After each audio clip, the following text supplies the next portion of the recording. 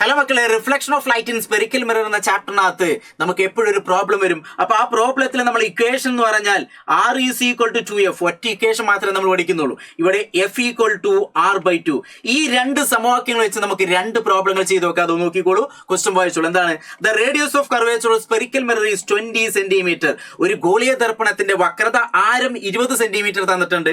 അപ്പൊ R equal to 20 centimetre നമുക്ക് ക്വസ്റ്റിനകത്ത് തന്നിട്ടുണ്ട്.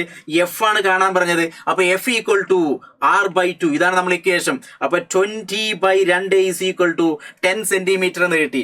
അപ്പൊ R ഈക്വൽ ടു 20 സെന്റിമീറ്റർ ആണെങ്കിൽ F ഈക്വൽ ടു പകുതി എടുത്താൽ മതി അല്ലേ? അങ്ങനെയെങ്കിൽ അടുത്തൊരു ചോദ്യത്തിലേക്ക് നോക്ക്. ചോദ്യം ഒന്ന് വായിച്ചു നോക്കാം. ഇതിനകത്ത് നമുക്ക് എന്ത് തന്നിട്ടുണ്ട്? 0.5 ഫോക്കൽ ലെങ്ത്, ഫോക്കസ് ദൂരം നമുക്ക് 0.5 തന്നിട്ടുണ്ട്. എന്താ കാണാൻ പറഞ്ഞത്? റേഡിയസ് ഓഫ് കർവേച്ചർ, വക്രത ആരം കണ്ടെത്തണം. അപ്പൊ F ഈക്വൽ ടു 0.5 മീറ്റർ ആണ് തന്നിട്ടുള്ളത്. മീറ്ററിലാണ് തന്നിട്ടുള്ളത്. അപ്പൊ ആൻസർ മീറ്ററിൽ തന്നെ എഴുതിയാൽ മതി. അങ്ങനെയെങ്കിൽ R ഈക്വൽ ടു 2F. അപ്പൊ 2 × 0.5, 2 × 5 പറഞ്ഞാൽ 10 എന്ന് കിട്ടി. ഒരു സ്ഥാനം മാറ്റി കുത്തിട്ട് കഴിഞ്ഞാൽ നമുക്ക് 1.0, അതായത് 1 എന്ന് കിട്ടി. അപ്പോൾ 1 മീറ്റർ.